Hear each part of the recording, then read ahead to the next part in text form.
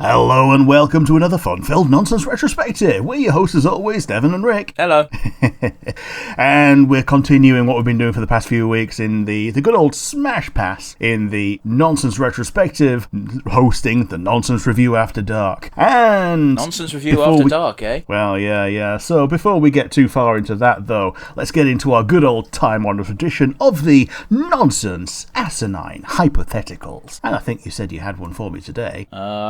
I really want to continue to harp on you fucking up the intro again. Well, okay, I said it was nonsense retrospective and that we're doing Nonsense Review After Dark. Which is not what it's named. Are we doing Nonsense Retrospective After Dark? It's been that the last 3 videos. Okay, I've not clicked the videos, I've just sent you the shit. Wow, okay. Doesn't bode well for our viewership when one half of the podcast team doesn't listen to the podcast. I listened for the first year, we're now into year 2. And are we any bigger? No. No. Unless it's a My Little Pony episode. But despite not telling you I have a hypothetical, I do have one. I prepare. Yeah. You can view any live show that you cannot possibly witness anymore. So, for example, if it's a band, the band has to be dead. If it's a show, it has to be a show where the performers are dead. If it's a comedian, the comedian must be dead. You could see anyone live. Who do you pick? But I kind of want to pick... Go on, sir. I kind of want to pick Tommy Cooper. I don't want to pick specifically the show where he dies, but like any other Tommy Cooper show. Well, it's not a specific show. I'm more asking about performer you would see. So Tommy Cooper's not a bad pick. Yeah, Tommy Cooper's a pretty good pick. Another one is George Carlin, which he's pretty much one of the most legendary American comedians, and I didn't learn about the guy until after he passed away. So Tommy Cooper is something that pretty much all British people are made aware of. George Carlin, not as super popular in Britain. I get what you're saying. I would lean more towards Tommy Cooper, and I will tell you why. Okay. Tommy Cooper makes you laugh. Yes. George Carlin makes you go, yeah, that's funny. Yeah, he makes you think. Yeah, which, isn't a bad thing, but, it's a joke I originally heard on Epic Rap Battles of History of all fucking things, where, I've seen George Carlin stand up, and it is funny. Yes. But I rarely find myself laughing at it and going, oh, yeah. Yeah, it tends more toward podcast funny, I guess. It's the kind of thing that you can quite happily just put on in the background and just listen to and just be amused. I think, hands down, the only time I've actually laughed was his 10 Commandments bit, where he condenses it down to, well, basically it's one commandment. I'm not saying the guy can't make you laugh, it's just, of comedians, he's one of those, he's making points, and it makes you think, it makes you go, that's amusing, but I rarely laugh. Sorry, who I said 1, not 2, so who do you pick? Because there is so much recorded of Tommy Cooper that he did the TV shows for quite a long time. I'm going to go with George Carlin because he did so many more shows that weren't recorded at all. That motherfucker had 15 HBO specials. Yeah, he did. And you're saying he wasn't recorded enough? Well, I wanted to go to one of the live ones. Alright, sure. So yeah. And also, I think one of his sticks was every year he throws out all his material and starts new afresh. I'd have to take your word on that one. And it's something that he taught to Louis C.K. when he was starting comedy and was basically doing shitty comedy of, I do this. If I can do this, anyone can. It's one of those of, I feel like more comedians do that than don't. Yeah. Obviously, you've got a few that have, a staple of gags that they rely on, I was going to point to Michael McIntyre, but Michael McIntyre, it's just his style. I don't think I've ever heard him repeat a joke. Yeah, exactly. It's just the style of, okay, if there is an observation, it will be in my absurdist style. Yeah. That's wording it much better than I did. Yeah. It's all observational comedy because, it's the easiest form of comedy to do because everyone observes. Yeah. But having your own absurdist spin is what makes you into your unique style of comedian. Jimmy Carr and Ricky Gervais are fuckers for repeating jokes. Oh, yeah. And I would know about Ricky Gervais considering my most recent binge. No offense to the guy, because he is a funny fucker, but, Yeah. Yeah, if he does a joke and it worked well, then he'll just repeat it on a show. There's nothing wrong with that. Oh, yeah, totally. If he just came out of nowhere in the middle of a podcast and he went fucking writing that down, then it's going to come out in a special. But yeah, so your heart's set on seeing George Carlin live. Yeah, my heart's set on George Carlin. George Carlin of the past. Okay. Okie dokie. With that in mind, do you have a question for me? Yeah, I primed you a little bit on this. Is there a fantasy trope that you would like to see mocked? Now, I'm going to preface this a little bit with saying this is just after the Disgaea 7 announcement was made public. And yeah, they mock things all the time. Yeah, it's one of those things where it's a poor question to aim at me, because as far as tropes are concerned, Rick is more into that side of things than I am, for lack of a better word. I don't know what tropes are called. Yeah, so it doesn't have to be a trope name. No, I understand that. I'm just saying it's also one of those things where if I like a certain thing, I gravitate towards it, which means 9 times out of 10, I've seen it parodied. Yeah, fair enough. But it's one of those, like, it doesn't have to be, like, a specific name trope, just stuff that appears in media, but, like, specifically, like, fantasy media is what I was aiming at. Yeah, I get the gist of the question. I'm just not a fan of the question. I did think of an answer, although, again, it's a bit broad because it has to be. The thing that always grinds my gears is the hero's journey, but a very specific part of the hero's journey, and that is, here's this retired old badass. He must now die so the hero can be the hero. Yeah. Like, why can't the badass just get, crippled and go in a home? No, I don't even... No, the badass is the hero. Yeah. Like, the hero still goes on his hero's journey and you see him rise up and get stronger. But the old badass is still there. Just dealing with problems. And it's nice if the hero can surpass the old badass. Nah. Well, yeah, fair enough. Because for that to happen, the old badass has to go away. Yeah. It's one of the things which I really... I could only get so into My Hero Academia because from episode 1, it's like, cool, All Might has to die at some point. That's how this type of story works. There's no getting around it. It's double bad because it's the hero story and shonen. Yeah. But it's one of those where when they got to the passing of the torch moment, they didn't actually kill. I actually thought it was pretty good the way they handled it, to be real. It was very well done, well animated. The voice acting was on point, which you'd expect considering it managed to go 3 seasons as a fucking shonen, and even more now. Yeah, coming up on season 7 now, I think. Oh fuck, you can tell I literally tapped out after the All Might versus All for One guy. Yeah. But it's kind of a rare passing of the torch in that it's a one that's happened while the other character was alive. I still expect All Might to die at some point. Oh, totally. But usually the mentor character or the idol character dying is the passing of the torch moment. That being said, I have seen a spoiler for something that happens in the manga, and I'm like, that's not going to stick. People who are up to date with the manga will know exactly what I'm talking about. For everyone else, that's going to be fun. Yeah, I was just fed something as a spoiler from the manga, and I'm like, that looks weird. Oh, fuck it. Spoilers for the manga, guys. Rick, I've seen Bakugo's dead corpse. Oh, okay. I've not seen that. I've seen All for One's face hatching from that weird flesh egg. Oh, okay. Well, my thing is more recent, I think. Okay. And again, I think you can relate to me when I say, that ain't gonna fucking stick. No. Alright, spoilers for My Hero Academia over and done with. Rick, what are we doing today? Today we are finishing up the Monster Manual Smash Pass list. And we're starting with the letter T and going all the way to Z, and I don't know if it's got numbers or anything at the end, but we're going T onwards. What fucking monster's going to be named with a number at the beginning? Something named by Elon Musk. And did he write the Monster Manual? Not on this occasion. Yeah, I didn't think so. But yep, we start with T and the Tarrasque. It's just Tarrasque in my book. Yeah, so apparently there's only meant to be one of them, so it's meant to be the Tarrasque, but also, yeah, it's a Tarrasque. I found out later that this is actually just a French name for a legendary dragon. Oh, okay. I thought it was the French name for a Triceratops. Okay. One of us is wrong. Yeah, one of us is wrong.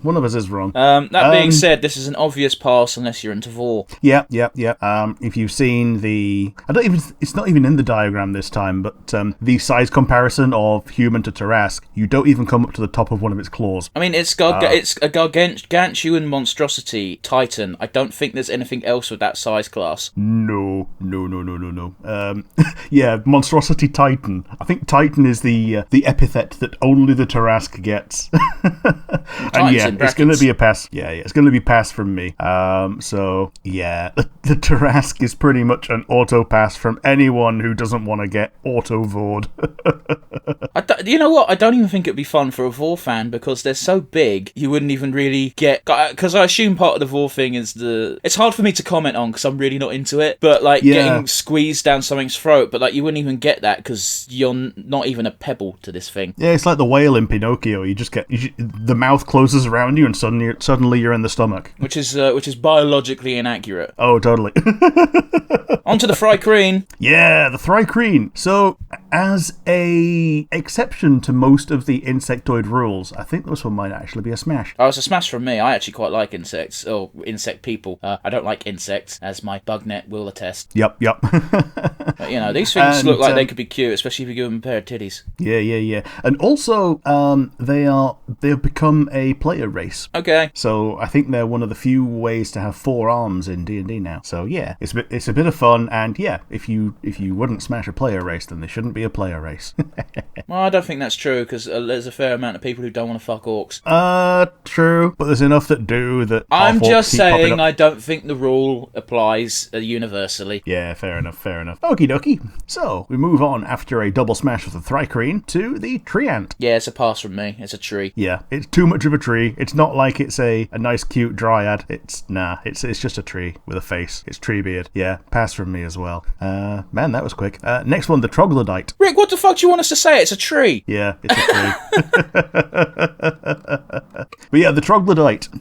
Yeah, I'd smash this thing. As it looks, maybe not, but I'm trying to think of how it would look like. Yeah, it would just be a lizard lady, wouldn't it? Look, it could look like that, and I'd still smash it, as long as it's got the right parts. Yeah, and as long as it don't smell. Oh, it does have the stench ability. It's going to be a pass from me, dog. Yeah. Oh, 5 feet, you need a DC 15 con save. Yeah, I can't make that every 6 seconds, no. Well, once you pass it, you don't have to pass it for another hour. Okay. Which, if you can last an hour, good job. Which, with this thing, you might be able to, actually. But, it smells. It's a pass from me, dog. Yeah, smelly boy. And, so, double pass. Next one, the troll. Alright, hear me out. Paint it purple and give it ripped jeans, and it's basically Susie. I'm not wrong. You're not wrong at all. Oh man, I'd be able to bang this thing. Yeah, looking at the second picture, the one that's a little bit more like pencil drawn. Yeah, that also looks like Susie. Like, for real, she's just got smaller arms and a bigger. Susie's got a smaller nose as well, but yeah. Well, it's one of those where it's not really a nose as much as a maw. Yeah, she's got like the sharkish maw. Well, she's more crocodile-ish, isn't she? Really? Oh yeah, she's not actually a troll. I'm just saying this artwork looks a bit, squint and give it a colour job. Yeah, maybe. But yeah, it's a smash. Like, ironically, these trolls don't smell. Yeah, they have keen smell. They would prefer not to smell because they can smell well. The downside is it might eat you after or even during. Oh yeah. You might get what do you call them? Praying mantis. Yeah. So yeah, smash from me from the troll as well. The next one is the Umber Hulk. We're on you. We're going fast. Well, we're going fast. A little bit. We're going fast because there ain't much for tea. Yeah, the Umber Hulk. This is going to be... Yeah, I wouldn't be able to fuck this thing, even, like, from behind. Nah, it looks too much like a cockroach. A bipedal cockroach. Worse than that, it looks like a mite. Oh, yeah. And, no. I don't know if you ever had bed bugs. I had a scare. I don't think I've had bed bugs, but in my old house, the room I had was infested with some kind of beetle-type thing, and it was a bad time. Like, I was afraid to not have clothes on, because I got this weird thing where I don't want things going inside me. Oh, yeah. That's not weird. That's not weird at all. No, but it is weird, because these are like little bug things, and they're not going to go up my dick hole. They're too big. But that's where my brain would instantly goes. It's like, I don't want things going in my dick hole. And you thought undies would stop it? Yeah, because that's how fucking irrational this fear was. Yeah. So yeah, we've also got small beetle things where these are carpet beetles, but the scare was, are these bed bugs? Because they keep popping up. Dude, it was a nightmare in that old house. I'd burn that. I'd go back and burn that place down if I had the opportunity, because that was a nightmare fuel. Well, I've got spiders in my room now, but I don't give a fuck about them. Oh, like whenever I see a spider, good, because I'd rather have the spider than whatever shit he's eating. The only time I freaked out with the spider in my room is I'm very much live and let live if they're on the walls or the ceiling. I saw one crawling on my bed and I freaked out. I grabbed the fucking nearest tissue and went, nah, bud, you can't be here. They tend not to like moving air, so I just blow at it and they just tend to run away. But it was on my bed. Rick, I would not have been able to sleep if I blew at it and it went the wrong way. Okay. And if it vanishes, I'm not sleeping peacefully. Because I know it's there and I'm going to eat it in my sleep because, even though that's a myth, I got told it when I was 3 and now it lives there rent-free in my head. Yeah, I tend to sleep face down, so it's probably not an issue for me. Yeah, okay, but my brain is telling me the spider goes off in the corner, that's where I put my head. Because I also sleep face down, Rick. Yep. And yet when I wake up, I'm always looking up. I know, right? It's so weird. I mean, not really. You twist and turn in your sleep, but you know. Yeah. Anyway, Umber Hulk is a double pass. Yeah, Umber Hulk is a double pass. Next one is the unicorn. Yeah, it's pass. It's a horse with a horn. Yeah, it's a horny horse. It's got all these languages, none of which are common. Celestial, Elvish. Well, it's got telepathy, which implies that you could understand it. Yeah. But yeah, it's one of those. It's a pass with the asterisk of it would probably be a really good wingman. I mean, we've both met Swift Wind. Yeah, there's someone say Swift Wind. Nobody ever says Swift Wind. He's also got that luxurious mane as this image of the unicorn. True. It's just a horse, though. I don't find horses attractive. And if you do need help. You kind of do, yeah. Vampires. Look at you, cloppers. Yeah, vampires. I think this is an auto smash, ain't it, really? It's really not a fair question because, I like how Strahd gets a special shout out. Oh, yeah. Yeah, player characters as vampires, they become OP. Well, I think that's bullshit anyway, making player characters vampires or werewolves. Yeah. So I think the idea is that if you're introducing the monster abilities to players, then every player needs a monster ability. You need a vampire, you need a werewolf, you need whatever. But yeah, I would absolutely smash a vampire, and I'd smash a vampire spawn as well. I don't give a fuck. Yeah, that's just someone that's turned into a vampire recently. Yeah, but looking at the drawing, they're more bestial than the more dignified image they gave for a regular vampire. Yeah. But I find that kind of hot. I'd also smash the vampire spawn. The next one, the water weird. Yeah, we really are fucking going through this, aren't we? Yeah. Oh well. It's going to be a pass. It's water. Yeah, it's just water elemental again. I think this is just basically just a large water elemental. And despite what porn may have showed you, anyone who's a bit younger watching, still over 18, I hope, water is not a good lubricant. No. In fact, it is anti-lubricant. Your natural secretions, for lack of a better word, are better than putting water on you. Oh yeah, your natural secretions are meant to be lubricating. It's just that sometimes there aren't enough of them. Well, yeah, but obviously you need outside assistance for butt stuff. Yeah. Or if your partner has dried up. Well, unlikely at our age, Rick. Yeah, the next one's a bit of an unfair one, isn't it? Yeah, the next one is a white. It's basically a much more sentient zombie. Think it's gotta be a pass. It's a pass. It's gonna be gross. Yeah. And they have life drain. Yeah, well. So yeah. At 5 damage, you could probably survive that. Once. Like your commoner's got 10 health. Yeah, you get 12 seconds in and you're done. Yeah. Next one is the Willow Whisk. There's no point in doing this. It's a little fucking ball of light. Yep, it's a tiny, chaotic, evil undead, and it's just a ball of light. Nope. Yeah, a big nope from me. Yeah, it's a big no, and if you know anything about Celtic lore, Willow Wisps are fucking evil. Yeah. They're little bright lights, and their goal is to lead you to your death. They will run away, making you think that they're leading you somewhere safe or to something good, and then you fall down a fucking pit. Yep. And I guess the Wraith is another one that's going to be a pass from me. Yeah, I don't think I'm surviving 21 hit points of damage. No. Oh, fuck. It's a... Oh, fucking hell. Oh, that's staying in. Yeah, you're allergic to Wraiths. Oh, jeez, that came out of fucking nowhere. I had like half a second of like, oh shit, that's a... Oh yeah, Wraith is a pass from me, dog. Yeah, gotta be. The next one is the Wyvern, or the Wyvern. I've always called it Wyvern when I was younger, but so many people have called it Wyvern since that I'm assuming that that's more correct. I've also always called it Wyvern. I've actually been even more offensive. I've always said Wyvern. Wyvern. Yeah. You've also played Dragon Age, so that's probably where you picked up Wyvern for the first time. Yeah, maybe so. Another one is I've seen it translated or mistranslated from Japanese as Y burn. Why does it burn when I pee? Yeah. And that just pushed me towards, they would probably try and transliterate the correct pronunciation, even though the person has gone, oh yeah, this V is obviously a B because burn is a thing, and it's a dragon and it burns things, and they've obviously not heard of a wyvern before. So, okay, maybe it is wyvern. Maybe. I don't care. I'd fuck it. Yeah. Assuming it could give consent because it doesn't know any languages. Yeah, this one's got 5 int. Assuming that it's dragon minus, then yes, because dragons are horny. And yeah, same asterisk as you, as long as it's sentient enough to give consent. Because we have been given the caveat of everything is consenting. However, we have passed on some really dumb creatures based on them being dumb. Yep. So yes, asterisk is a good way of putting it. Yeah. And speaking of a creature that is not dumb, the Zorn. What the fuck is this? It looks like a why is it an elemental and not a fucking aberration? Oh well. They're beggars and thieves. No. Yeah. What? I'd actually probably bang it, assuming it has parts, because like you toss it a few diamonds, and it'd probably be like, oh yes, please. But its neck is a mouth. I don't care as long as it has a vagina. Okay. Look, I'm not saying I'm proud of it. I'm just saying. You know, it probably wouldn't be the most fun of times, but fuck it. What's life without a bit of adventure? Yeah, fair enough. And next we get to the legendary Yeti.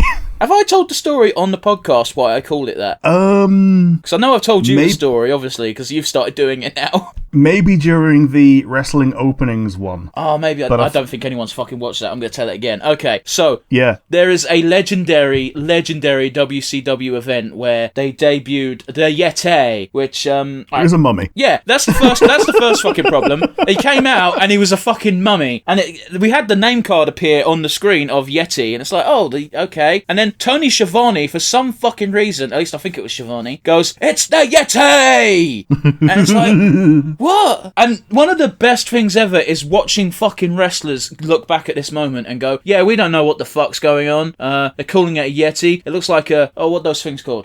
Mummy. It looks like a mummy. And also, he comes to the ring and then he just kind of bums Hulk Hogan for a little bit. And we don't know why. That was his one move. He gave a bear hug to Hulk Hogan from behind and then just sort of wriggled his hips, and it proper looked like a bumming. Yep. It was so surreal. Like, even as someone who doesn't watch wrestling, it looks so fucking odd. This was the 90s, to be fair, but even still. Yeah. I mean, this was a time when I should have been watching wrestling because I claimed to want a figure of Hulk Hogan, and then I went to Burger King and got the Ultimate Warrior instead, and I was disappointed because it wasn't Hulk Hogan, because he was the one that I knew from the telly. Well, that would have been way before the Yeti. Yeah, it would have been. Yeah, because he was still in WWF back then. Yeah. Before it became WWE. Yeah. Not Hulk Hogan. The Ultimate Warrior was weirdly bitter about that name change, and in interviews he used to go... It was funny the first time, but then he kept doing it, so it just came off as salty, where he went, in the WWE, letter after F. Oh, yes. Yeah. Very clever, Ultimate Warrior. Good job. Man, I like the Ultimate Warrior. Like, he was my ideal wrestler. I enjoyed watching him wrestle. I was a kid. Of course I fucking loved him. But the man had some fucking mental issues. Like, one of the things he did is when he left WWF at the time, he changed his name legally to the Ultimate Warrior. Okay. Do you know why he did this? For tax reasons? Not for tax reasons, but you're not far off. By his logic, if his real name was the Ultimate Warrior, then that means the WWF didn't own the rights to the character. Ah, okay. It didn't work. Yeah, fair enough. But, you know. But yeah, this... Gone. It was a good plan, just poorly executed. But yeah, this version of the Yeti in the Monster Manual, I would not fuck this creature. No, it's just an ape with horns and happens to have white fur. And I think the same goes for the Abominable Yeti. Well, they don't have a new picture, so... Yeah, it's, the Yeti is large, the Abominable Yeti is huge. And it seems to be that it's just Yeti, but bigger. I've seen cute drawings of Yetis that I would absolutely fuck, but yeah, this is just a great ape. Speaking of, you might want to bookmark these. Why am I bookmarking? Oh, what, the ONT, you mean? Oh, the Yetis. Why am I bookmarking Because, we're going to be going back to the snow at some point. Oh, I've got better surprises. Yeah, fair enough. Yeah, the Yuan-Ti. Yeah, they're snake people. I fuck all of these. Yes. I prefer the Abomination because they've got that snake Noah half, and that's interesting. But, you know, the Malison's just as cute, and oh my god, the Pureblood. Yeah, the Pureblood is the one that you can play as. Okay. Yeah, they become playable race, and yeah, they can just appear as a humanoid, and sometimes they can turn into snakes. Yeah, all three of them are yeses. Even the Abomination, like some of the Abominations are weird. This is one of the more cool-looking Abominations. Yeah, give it a pair of snake titties. Yeah, like, I think one of them in one of the adventures has, like, it has 3 arms, and it gets to make 3 attacks with its 3 arms. Sure. Like, they're all weird, and each one's different, but that's kind of cool as well. So yeah, that's also a oh, it says it right sometimes. here. They can make 2 range attacks or 3 melee attacks. Okay, but yeah, the Pureblood is also very definitely just a lady. Yeah, she's got a very vampiric face, which is a bit odd, and there's a few scales in places that you wouldn't expect, but... It's a Buffy vampire face, isn't it? Yeah. Yeah. I do like how... I feel like you could do some interesting things with at-will animal friendship snakes only. Oh, yes. I'm not suggesting to do it with real snakes, that's fucked up on so many levels. However, in D&D world, I am your god. Yes. Next we get on to Yugoloths. They are the neutral fiends. Okay. So where you got demons being the chaotic ones and devils being the lawful ones. These are the neutral ones. Okay then, so shall we start with Arcanoloth? Yeah, the Arcanoloth is I think it's meant to be the most powerful of these. I can't see a pic. Oh right, the picture's the jackal type thing. Yeah, the jackal lad. I'm gonna pass because they look a bit too much like a jackal, and I'm not into that really. I think it looks enough like a traditional furry that I would smash. That's fair. The Mesoloth we don't have a picture of. Yes, we do. It's a little bug right above it, purple thing. Is it? Are you reading a different monster manual to me? I got the one that you sent me. It's on the same page as the... Okay, yeah, scroll down, Rick, because you're too far up. You're looking at the original page. Scroll down 2 pages. Oh, okay. Yeah. Which is why I was like, oh, Arcanoloth, there's no picture, and then I went back up a page. It's like, oh, yeah, there is. Yeah. But yeah, again, it's much like with the other bug we encountered earlier. It looks too much like a bug. Yeah, it looks too much like the bug that it's based off, so it's going to be a nope from me. The one after that is the Yugoloth, and then we scale back up, and it's just an orc demon. Yeah, I'd fuck this thing. Yeah, maybe. Yeah. I'm just going to make sure it's got no smell ability. Yeah, no, we're good. It looks a bit like the Humbaba from Final Fantasy VI. Yeah, it could be fun. I didn't play that game. And the last one is the Ultraloth. Yeah, this thing is just another mini Cthulhu type demon thing, and I would absolutely fuck it. Yes. It's even got a very human-defined body.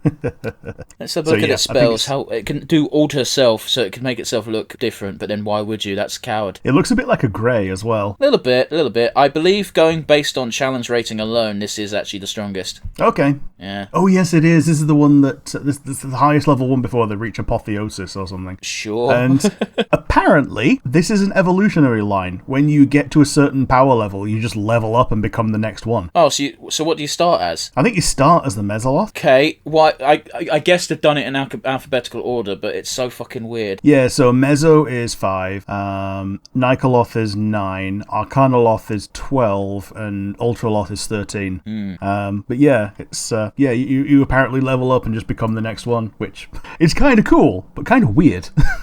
Okay. But yeah, now we go on from the Yugoloths to the good old zombies. Well, it's the very final page of the monster manual, because the rest is just appendixes like baboons, black bears, animals, which we're not going to go through because we don't want to fuck animals. No. So yeah, and it's kind of a bum deal to end on this because they're zombies. Nah. Yeah, they're all hideous forms and mindless soldiers. Yeah, look at them. There's not a lot to redeem a zombie in this situation, so apologies to the zombies, but no.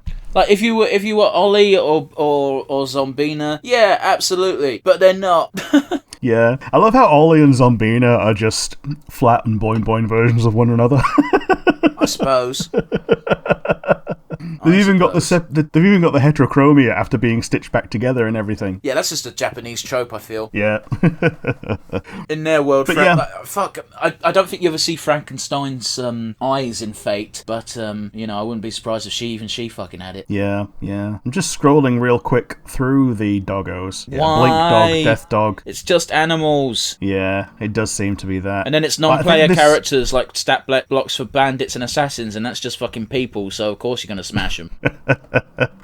Yeah, a mastiff, no. And then at the very end, you got the A to C bestiary, which is very annoying because in the PDF form, it fucking makes you scroll through the pages weirdly. Yeah, it is weird, isn't it? Oh, it's even weirder than that because it's not even anything in particular. It's just the same fucking picture again and again, but with different letters. Don't know what's up with that. Huh. Anyway, as short as the episode is, Rick, I think that's as far as we're going with the Monster Manual. Yeah, as far as we're going to go today, and indeed forever, for the Monster Manual, at least. We might come back to one of the other books in the future, but I guess that'll depend on whether people like the episodes or not. So, if you liked the episode, we have the comments section down on YouTube. Man, you forget it every time. Oh, yeah, I do, yeah, fucking... Yeah. I know it's slightly different because we're doing the Smash Pass format, but, you know. So, do you have a favourite MVP monster from this part of the book? Yeah, it's going to be the Vampire Spawn. Sure. I know it's a generic as fuck pick. I don't care. If you want me to go for a bit more unorthodox, it would be the Fry Queen. The bug thing that we did right at the beginning. Yeah, Thrycreen, I believe. Yeah. But, I lend myself more towards the vampire, specifically the spawns, because they've got that bit more of a bestial edge to them, which I find arousing as fuck. Yeah. What about you? Who's your Ultra Smash? Yeah, because there weren't quite as many, I'm going to give it to the Yuan-Ti gang with a major preference towards the purebloods because they're just that bit more humanoid. Yeah. Coward! Yeah, I think we both smash on both the vampire type and the Yuan-Ti type. Yeah. But yeah, it was other than that, it's actually been pretty slim pickings in this quarter of the book. Well, it feels like such a fucking cheat, doesn't it? Because, you know, as far as monstrous and bestial races go, vampires and Yuan-Ti, specifically the pureblood we're talking about now, it's just like, oh, we're going to take a regular sexy ass human anyway and just make them look a little less human. Yeah, give them a Games Workshop paint job and then there you go. Well, no, that's awful. You know. Now you can say goodbye. Yeah. If you like the episode, we've got the comment section down below. We've got the comment section down below on YouTube. And if you're listening to us via one of the many audio platforms, we have the email address, which would go to nonsensereviewuk@gmail.com. Once again, that is nonsensereviewuk@gmail.com. We would really appreciate an email that isn't from someone trying to make us sign up for their elite podcasting services. Oh, yes, we've had a few scams of those. If you're listening and you also do a podcast, be wary of scams. If you're listening and also do a podcast, please do get in touch. We would be delighted to do a crossover. Oh, definitely. We are all absolutely down for crossovers, as long as they're from people and not from a corporation that just wants to profit off everybody who signs up to it. Dude, watch this be the only episode that anyone's watched for that crossover talk, and we end up signing up to do a fucking crossover with a podcast that reviews dildos. I'd do it. Alright, you volunteer your anus. I mean, we're reviewing them, not using them. If you're reviewing them, I'd assume you'd have tested them. Okay. I'm just saying, like, when we review stuff, we don't review stuff we ain't watched. Yeah, fair enough. And then again, we've not exactly tested these monsters. Well, that's because it's physically impossible, Rick. Yeah, because they don't exist. Also, they have much better options. Yes, they do. On that bombshell, goodbye, guys. Bye!